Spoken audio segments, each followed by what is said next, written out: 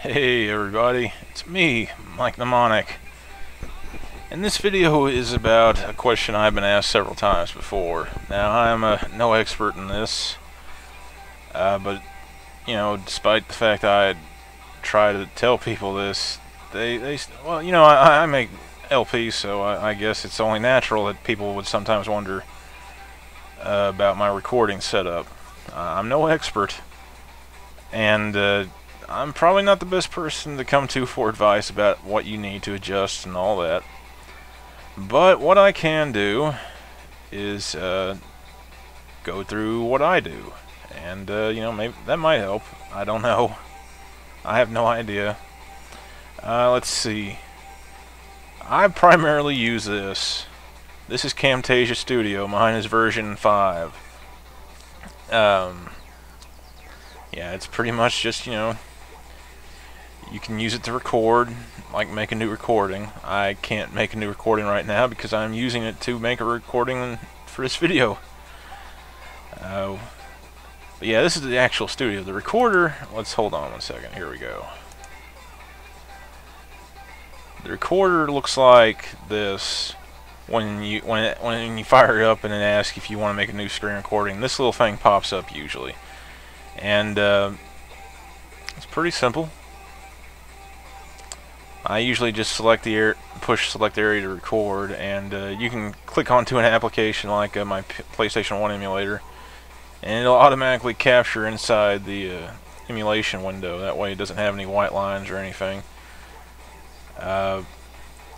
Usually when I set up the sound for the screen recorder, I record off the stereo mix, which captures the game sound. For Martian Gothic, I have to have the volume cranked all the way to the right for it to be able to pick up the voices.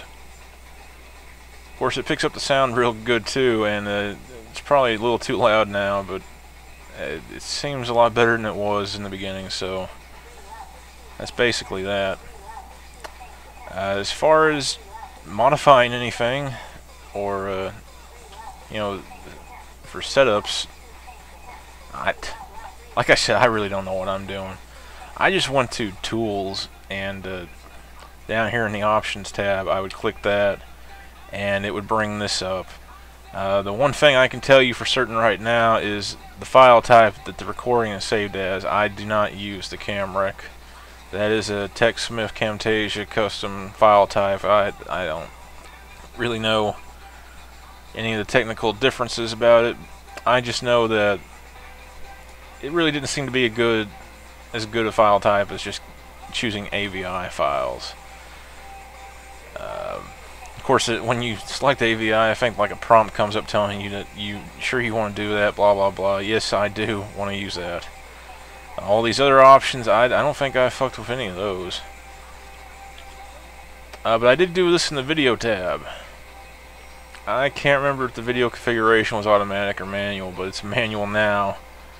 And I adjust the screen capture frame rate to 60 frames per second. Of course, when I record, it ends up telling me that the capture is like around 25 to 28 frames per second. But you know, I read it somewhere, or someone told me that 60 frames per second was a good thing to shoot for, so I just went ahead and put it on there. And my screen capture codec, I chose this FFD Show video codec. And let's see, what's this next one? Yeah, there's a whole bunch of different codecs you can choose from.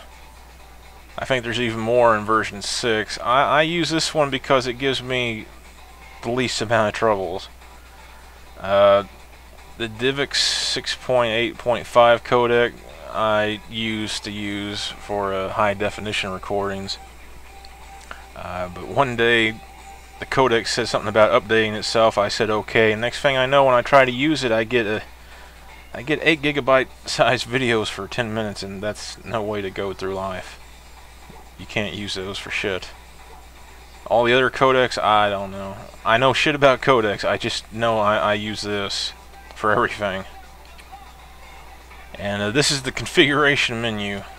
When you click configure over here, it'll pop this window open here. And the only thing I remember about this was setting the bit rate up here. I just pulled this tab all the way over to the right, and it says 10K. I don't know if that's a good thing or a bad thing, but I think I was messing with this one doing the LSD videos, and it kind of made seemed to capture more frames. I don't know why that would work or anything. I don't know any of the technical shit about any of this. And here's the actual screen recorder in use. When you click select area to record, like this is my PlayStation 1 emulator, you just click inside the window and it automatically captures right in there. It tells you dimensions and everything, and all you do is click record and you're good to go. And that's how I record games. I also use Fraps sometimes, but I use the screen recorder, the audio capture on that. I use to capture the game sound. Now, while I do that, I've also got running in the studio this little option right here. It says voice narration. I click on it, and right before I start recording with the screen recorder, I hit start recording here, and I have to make sure that the audio's set up. Let's see, it's set up for serial mix right now. Usually it's set up for a microphone. Mine's a Realtek high definition, although it probably doesn't sound high def. Whatever, you know. But I would do that. I would click this. I would usually do a countdown like 3, 2, 1, go, and then I would click the screen recorder and start recording that, and start talking and all that. And usually at the end of that, I would get stuff like hold on, here's it. Come on now, there we go. Like, take my Martian Gothic file here. Here's the raw files. All of these right here are nothing but recordings of the video game and the sound, and these are separate narration files. And usually what I do is, like for the latest one, part 14, I just drag this over here. I would just drag the video 14 and narration 14. I would put narration down here. I would put the video down here. I've got... Now, how you set up these project settings, I can't remember. I've got one set up for high quality and one for high definition. I don't remember how I did that. Yeah, but I would... For Martian Gothic, I would click on that. I would go OK. And then it's just a matter of syncing this shit up. You can move the audio around. Of course, the way it is right now, it would have a countdown on it, so I would have to snip part of the beginning off before I actually put the video down. And yeah, that's about how that works. That's all I can tell you that I do. And no, I don't want to save that, and I'll just go ahead and minimize that and minimize that. But yeah, that's about it. I'm not sure if it's any kind of useful information or not, but that's all I've really got to say about it. Or all I can really tell you that I know to do. It's basically what I do all the time. So hopefully it's been helpful. If not, well, hold on. Let me see here. There were some questions I was going to answer too. Let me see. Hopefully I answered some of the questions here.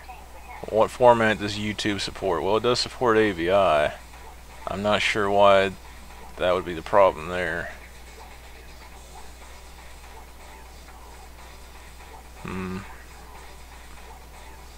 An hour to complete a 2-minute video, I'm not too certain about that. What size is the video, I guess? I'm not sure. Lastly, it's a personal thing. Do you do the Let's Play forum rules? Let's see. Yeah, I guess I still am a member of the Let's Play forum. I don't know, I haven't been back in months. They've got some good guidelines for you to go by if you're going to make Let's Plays. But they are very strict, and it is very easy to get insulted by the criticism that you'll get there. I don't know if it's intentional for you to get, you know, pissed off at it sometimes or not. I mean, I never did, but, you know, I never got the negative criticism. I don't know why. I think I should have. Everyone should probably, well, I don't know. I don't know. I go by the rule that, you know, if you want to let's play something and you feel like you can do it, then do it. And if other people enjoy it, they'll eventually come around and watch. And let's see, headset mic. That's exactly what I use, so I would say that's just fine. I use an earpiece and it's got a microphone on it, and that's what I use. Let's see. I won't pay any attention to that deceased crab comment. Okay. Well, it's almost 11 minutes, so I'll see you later. Hopefully this was helpful. Bye-bye.